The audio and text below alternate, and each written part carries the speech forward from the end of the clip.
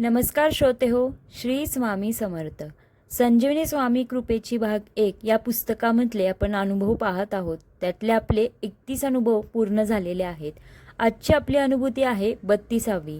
आजपर्यंत जेवढे अनुभव ऐकले त्यातली ही सगळ्यात सुंदर अनुभूती आहे. तर शेवटपर्यंत नक्की ऐका. श्री स्वामी समर्थ. स्वामी कृपानुभव. सन 1994 ते 95ची गोष्ट असावी.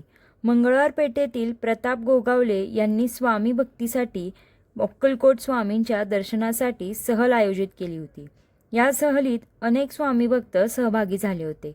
पूज्य श्री कमलाकरजी तपस्वी, माननीय सुभाषराव शिंदे, श्री माधवराव दीक्षित, आमच्या सर्व स्वामी परिवारातले सळसळते चैतन्य व माझे स्नेही विजयराव तामणकर तसेच परिवारातली अनेक भगिनींनी उत्साहाने सहभागी झाले होते. स्वामी नामाच्या जयघोषात अक्कलकोटला केव्हा पोहोचतो ते समजलेच नाही. अनन्य भावाने सर्वांनी वटवृक्ष मंदिरातील श्रींचे दर्शन घेतले आणि मुरलीधर मंदिरात माननीय श्री शिंदे साहेबांनी निवासाची व भोजनाची व्यवस्था केलेली होती. तेथे विश्रांतीसाठी जमलो. रात्री मुरलीधर मंदिरात मुक्काम होता. अक्कलकोटला येण्याची माझी पहिलीच वेळ होती.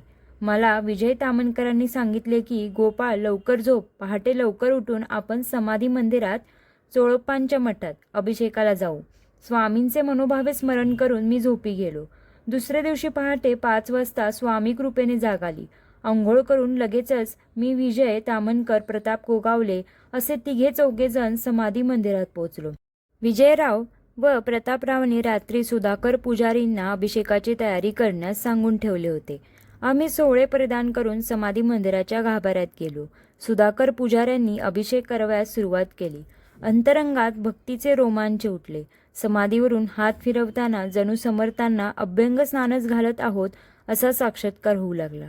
नेत्रातून गहिवर दाटून अश्रुधारा वाहू लागल्या.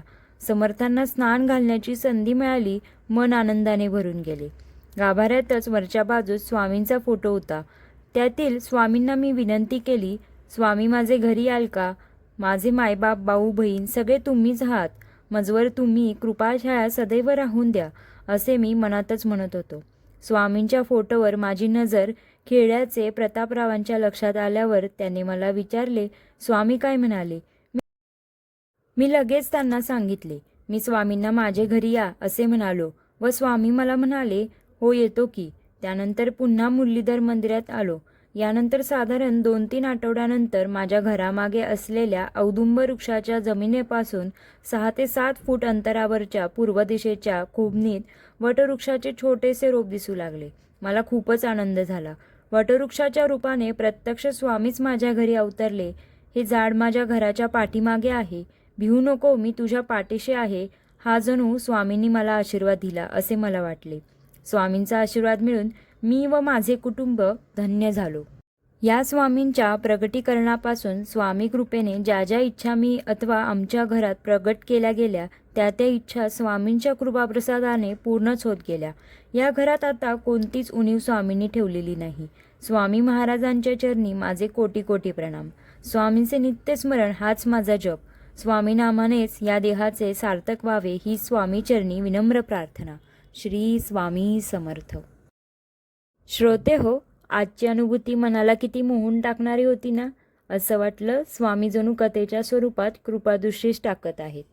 अशाच छान छान आणि मस्त अनुभूती ऐकण्यासाठी प्लीज चॅनलला लाईक, शेअर आणि सबस्क्राईब करा. भेटूयात स्वामींच्या पुढच्या अनुभूतीमध्ये.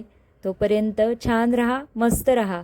दिगंबरा दिगंबरा श्रीपाद वल्लभ दिगंबरा.